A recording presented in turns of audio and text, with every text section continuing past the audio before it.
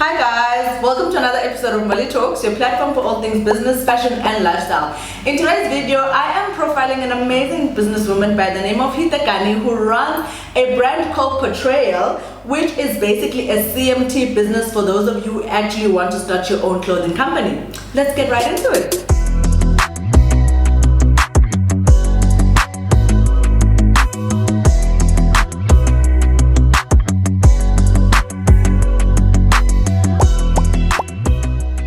If you're new to our channel, you just landed one of the best channels on YouTube right now, so please do join our community by hitting that subscribe button below. And if you've been with us since day one, thank you so much for coming back. You guys are the reason this channel stays alive, so thank you so very much for that. As earlier mentioned, today's business profile is on this amazing woman. Disclaimer guys, we really didn't plan to be wearing stripes and blazers, it just happened, but I guess great minds think alike. Her name is Hitekani and she runs an amazing CMT brand called Portray, which basically means they cut, make and trim clothing for the many amazing businesses that are out there that are trying to either have a boutique or actually have your own clothing brand online, etc, etc. So guys, let's welcome Hitekani. Hi Hite. Hi Mbali. How are you doing? Good, how are you? Welcome to Mbali Talks. Thank you. Thank you so very much for agreeing for us to profile you today. And I know that I've been like saying I'm gonna do it, and you know, time isn't really on our side, but I'm glad today you made it. Thank you. So Hitekani, please tell us a bit more about yourself, who you are, what you do, how long you've been doing it. My name is Hitekani Maluleke. I run a company called Portrayal. I run Made By Portrayal as well, which is a CMT company. What we basically do, we cut, make and trim. We are a CMT company. We basically a mini factory. We are based in Midrand and we produce clothing for different boutiques, different resellers and different designers. Okay, great. Wow, your work really does sound like a lot. Oh my goodness. And this is coming from someone who actually runs a clothing brand. And at some point I thought to myself, do I really want to tap into the CMT space? And I just thought to myself, it's a lot of work. Like people bring things and then they don't want it and then they've done a sample. It's a bit of a runaround. So how long have you been running Portrayal? I've been running Portrayal since 2013. However, it was a reselling company where we were buying and making clothing with other CMTs and then reselling the clothing. We then decided to start manufacturing by ourselves, like in 2016. In 2016, we were manufacturing. For the company, we were not manufacturing to sell to other people. We then started CMT in 2019. Oh, okay. So you basically started CMT just before we went into the pandemic. Just before we went into the pandemic. Oh my goodness, how was that? That was very empowering, Mbali, seeing, because it was more of a trial. We were trialing if this concept is going to work.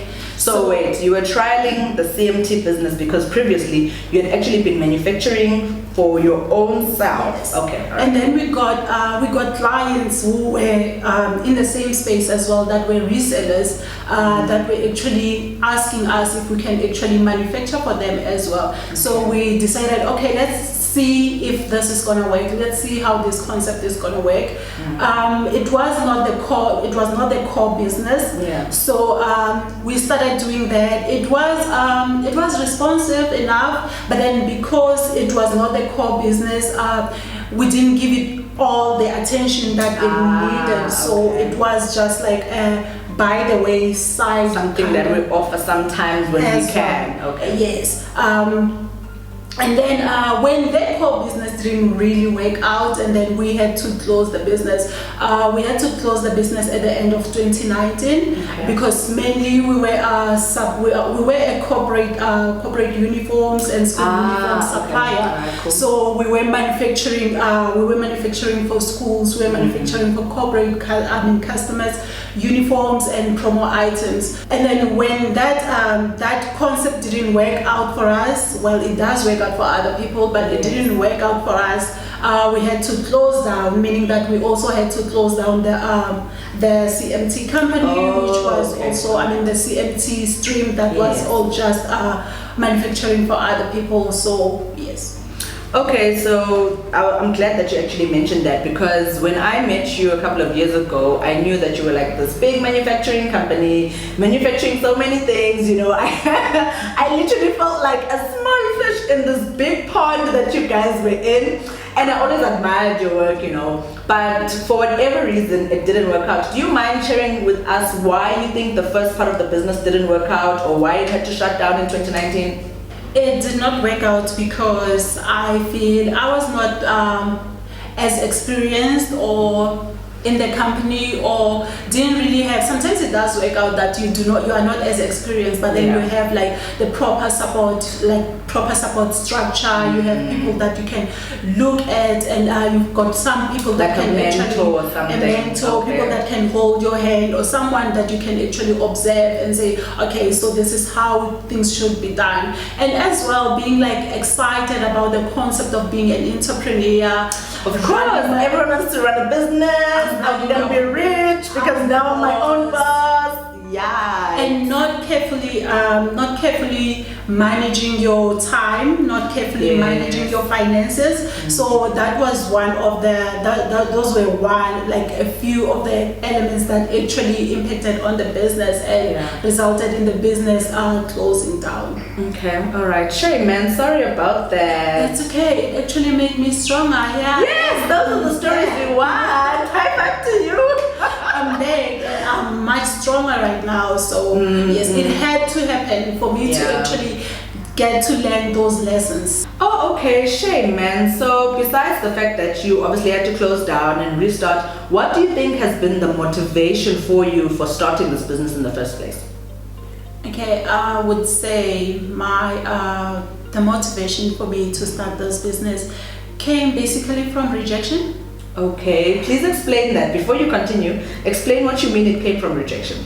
It came from rejection because I come from the retail background where I've been trying to actually grow, and I've just always wanted to be a fashion buyer.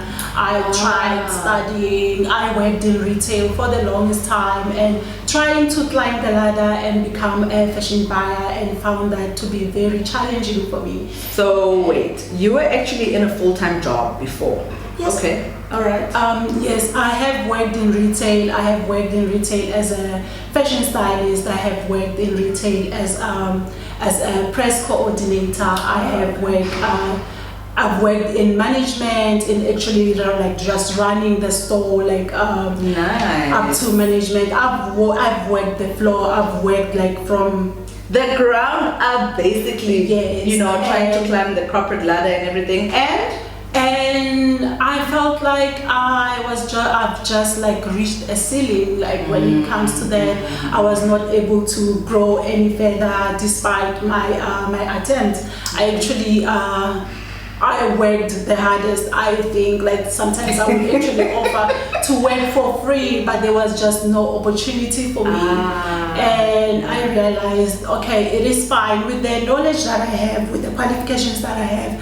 I can now I can now actually work for myself. I don't need someone to actually help me make this happen. I can actually do this myself, and that's what actually pushed me to actually start my own company. So anger is a good thing then? Yes, anger is a good thing. Yeah, because right now your story sounds like, of course you were rejected in corporate because you'd worked so hard, put your best foot forward, but nobody was really giving you the recognition that you wanted, and that then sort of put you in an angry space. That's it. Yeah, and then you decided, okay, let me just go and try and do my own thing, and the rest is history. Yes, the rest is history. I can give myself whatever position I want right now. Yes, true. And you can basically take the business into any sort of other direction that you want. True. There's something that you mentioned about offering to work for free, because I often feel like people who are young, like young people nowadays, they believe they're going to go to school, get a degree, and immediately somebody's going to hire you. there's actually a baby sister of mine that I advise to just put out your CVs out there and even offer yourself up to do free work. Would you still advise that? Did it work for you in the sense of somebody who does not really have work experience? Even though you had experience, but do you think it's something that would work for someone who does not have work experience, especially given the current economic climate where there are no jobs, people lost their jobs, people got pay cuts, companies are not really hiring? What would be your take on that?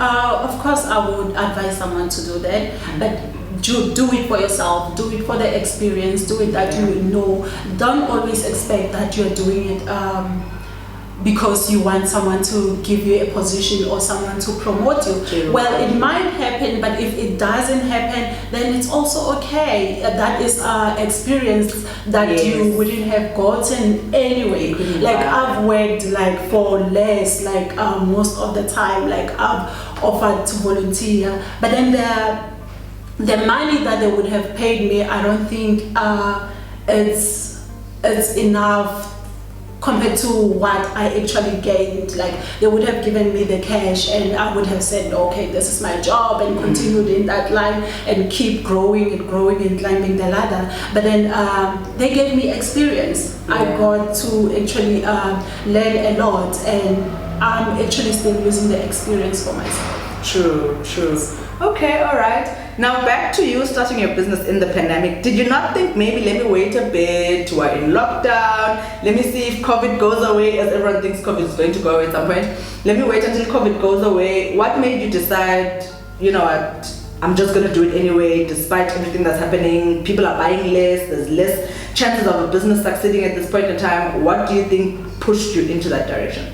Okay, so the business closed at the end of 2019, and then right in 2020, from the beginning of 2020, well, I had other plans, and then that when the pandemic happened, I then realized, you know what, I'm not just gonna sit around and wait for this thing to be over, because it was just taking forever. True. And you know, when you're just sitting around, and when you have like when you are our spaces or our people like us, entrepreneurs, there's something that's always like a drive that's pushing you. You can't just sit at home and twiddle your thumbs and be like, I'm just hoping everything just goes away. And if you do, like you become impatient. Like so I was not patient enough, and I realized, you know what, this thing is not going away anytime soon. So I decided, you know what, I actually tried like a few businesses before that. I think I've seen one or two, but I'm not going to expose you. I'm not going to expose you. No, it has to be known. Yeah. So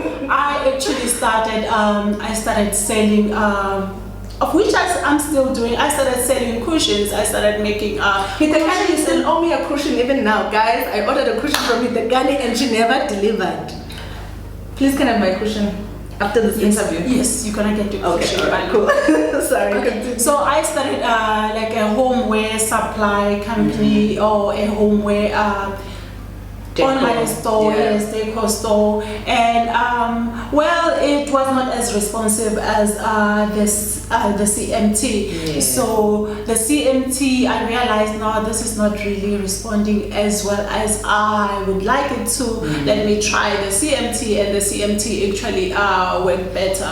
I tried market. We met at the market sometime. Like I was trying to push and sell the cushions and the home decor. So and the CMT actually responded better. And okay, so you would say that the pandemic kind of pushed you into thinking of more innovative ways to run a business? Yes, it did. Definitely. Yeah. Okay, so where do we see Portrayal in the next 3 to 5 years? What plans do you have for your business, if you don't mind sharing them with us? Obviously, we're looking to grow into a bigger manufacturing company where we are manufacturing for more designers, like brands. Yes. I'm coming for you. Trust, believe. Come. And and then we'll see what else is in store for Portrayal. We'll take it from there. Okay. And so far, what would you say is the hardest part of running a business? This particular one, where you're a CMT. Okay, this one. Guys, I do not like the CMT business. I just don't. I don't know how you guys do it. Like, I'm just there like, wow. So that's why I'm asking, what do you think, right now you'd say are those things? It's just dealing with different designers, dealing with different people, and then not so experienced designers. Like the pandemic has seen a lot of designers or fashion resellers or people who have like brilliant ideas but they didn't know how to actually bring them into life. But you find that they just have like basic knowledge of fashion, the technical part. So dealing with those, having to deal with clients who don't really understand what they want, you end up doing things like you end up making one garment like multiple times because the customer just can't decide, or they bring you the wrong fabric, don't really know the properties of a fabric. What does this one do? Is it gonna work for a certain dress? Is it going to be cut into a full circle skirt? Is it gonna sit properly? And how much fabric we need? How much fabric we need? We actually are just using their fabric or doing something with it or keeping it for ourselves. We are not. When we actually ask for 3 meters, we asking for 3 meters. Please give us 3 meters. Because the other day we actually made a sample of a dress, and to be quite honest, after making that sample, I thought to myself, I'm not producing this dress. Like, I'm not going to make it and sell it online for everyone. It literally took 7.5 meters of fabric, and it took 7.5 meters of fabric for a size 32, who is me, as a sample. So by the time I need to make a size 44, for example, how much fabric do you think I'll be using by then? And when you say to the person, because of so much fabric, the dress is 1.8, people feel like, why is she so expensive? Exactly. Yeah. And another one, Mbali, the sizing. Oh, the measurements. yes. So we have the US measurements, we have the UK, we have the European ones, and we have like everything in between, and we have the W brand measurements that everyone loves but don't really understand. And then those just say I prefer the W measurements, but the W measurements, they just give you your bust measurements, they give you your hip measurements, and they give you your waist, and that's it. You don't have sleeve length, you don't have shoulder length, and then they just give you those measurements and expect everything to come fully. So we have a challenge where we actually need to make sure that the designs come out this basically the same way for each and every size. Exactly, but then in the customer side, and then we have those that actually ask us to make clothing, and then you make them in the standard sizing, and then they bring someone or they come back themselves and they say, but this doesn't fit me. I'm a size 34 at Zara, but your 34 is wrong, and I'm just there like, or it's just not sitting the same way, because we can all be a size, we can have all 3 of us being like size 34, and then it's never gonna sit the same. The exact same way on each of us. Never gonna fit us the same. And then you have them like, I sent you this picture, look at how it's sitting on you see why I don't like it? Just like this. It's a lot of work, and you just feel like saying like this another designer. Have you ever fired a client? Like, where you decide, you know what, I'm never doing business with this person, I don't want this person traumatizing me, they're disturbing my mental health, so I'm just gonna wrap up whatever business we had and never doing it again? I've thought about it. I've thought about it, and it actually gave me a sleepless night. I remember Googling how to turn down business and just trying to learn. And then in the morning, I was ready to type an email and send it to her that morning. And then I realized, no man, this is a challenge. Let me take it on and see. This one, I'm going to show her that, you know what, I'm going to give her that. Yes, I just could see from the start that this one is just going to give me hell. and this one is going to complain about each and everything. And I thought to myself, well, I need those complaints because I want to deal with them. I need to make sure that I give her a garment that is that she can't find any fault with. So I did that, and it felt so good afterwards because she was happy. But from the beginning, I could see this person is just unreasonable. This person is just out to get you. Rude, you know. And I was like, you know what? I need to be professional and deal with her. If she brings up concerns that are valid, then it means I need to actually address them. Also, it becomes a growing point for you as an entrepreneur and as a business. Yes. Oh, okay. All right. Good. So with all the lessons that you've learned in your business so far, I mean, including the 2013 startup and closing down in 2019, would you advise someone to get into the same space as your business? And if so, why? Definitely I would. It's just more fulfilling, like doing something that you like, and if you do not do it and it's your calling, it's just always gonna haunt you all the time. So you need to do it. Not everyone is always gonna understand your vision. True. Don't even bother explain. Don't. You're never gonna win. Just do what you need to do. Work hard. Work very hard.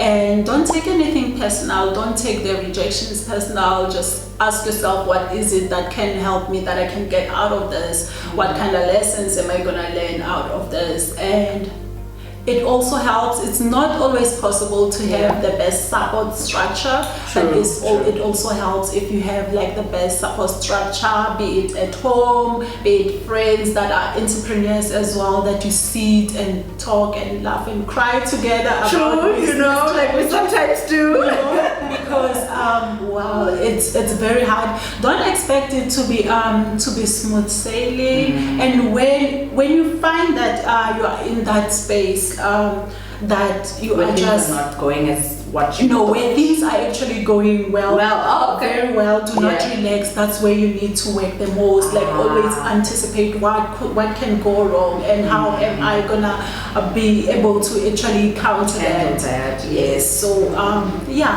Okay, and just to get you into an awkward situation, do you think it's harder running this business as a woman, or it's harder just running a business as a woman as compared to, you know, the opposite sex? Yes, it is very hard. I would even take it further and say running it as a black woman. Okay, all right. It is very hard. First of all, with clients, when it comes to clients, they look at you and they actually expect you to do things for them for free. Over and above what actually is in the contract that you've agreed with, or the price that you're charging. Exactly. Oh yes, and the price that you're charging, they expect you to always give them discounts. I don't know for whatever reasons, but they actually also push and expect the best quality. Yes. A customer will send you a Balmain picture. You can't send a hard garment and then expect that garment to be done at 1,000 rand. Hard charges 60,000 rand for that dress. Exactly. Like, how and they want it to come out like that, and like, can we just have this? They'll send you Jay-Z's suit and say. I'm actually talking about things that I've actually... No, I know. And I want it for 1.5. Nothing. Yeah. Yes. 1.5, a lace dress whose lace basically goes for 500 rand a meter, and you can see the dress is very elaborate. So you're probably going to need 3 meters of the lace. That's just the lace only. There's no lining, no zip, no labor, no putting it together, no fusing, no nothing. I know what you mean. So we have those kind of challenges. Customers don't really want to pay, or don't give you the respect that you kind of deserve as well. That's just no, trust me, I know what it's like running a business as a woman. You have a lot of other challenges that, you know, just come by virtue of you being of the sex that you were naturally born at, like, you know, which is crazy. It is very crazy. We still have a a long way to go. That's we still true. have a long way to go. I always tell people that, because I get a lot of DMs, people like, please give me business advice, I want to start a business like this, or an email.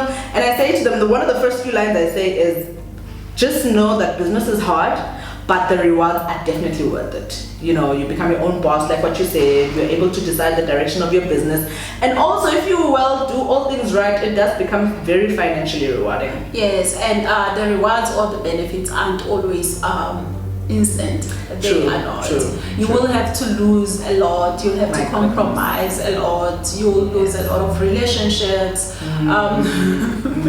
Yeah, thinking of relationships, you may lose relationships where like people just don't understand you as a person. I lost a business partner because things got sticky. You know, she was not really honest with a lot of things. And it's someone who obviously had already become a friend because we're in business together. So I get what you mean. Doing business is, you know, tricky sometimes. Alright, so thank you so much, Hite, for coming on to Mbali Talks to share your pearls of wisdom. My goodness. Pleasure. I hope you guys were carrying notebooks because you know how we do here on Mbali Talks. So just before we let you go, where can people find you? Say maybe I'm a fashion designer, now I want to start my own business and I need someone with your service and skills. You can find us on Facebook and on Instagram, Made by Portrayal. And yeah, you can always contact us. Our page, there are contact details on our pages as well. Okay, Yes. alright. I'll also have the details in the description box, guys, for those who maybe have not been able to hear what Hitekani said, but it's called Made by Portrayal. It's on Instagram, it's on Facebook. Her numbers, like I said, are going to be in the description box as well as her email. Thank you so very much, Hitekani, for coming on to Mbali Talks and sharing with us, you know, your business journey. We truly, truly appreciate you for it. And all the best with your business. I can't wait to see it turn into like this big manufacturing space where now you're going to be manufacturing from the likes of Woolworths because, you know, that's where we are all aspiring to. Did you hear that, Woolworths? I hope you've made it to the end of the video, and as Alia mentioned, you've taken so many notes on how you can actually either start your own CMT company, the challenges that are involved, and also where you can actually go if you actually just want a CMT service. The details are going to be in the description box. Other than that, I hope that you have clicked that subscribe button so that you can join our community. And also guys, please remember to hit that like button because it helps improve the YouTube algorithm for Mbali Talks so that this video can keep popping up in front of the faces of those people who can actually use this information. Other than that, I'm going to see you in the next video. Cheers.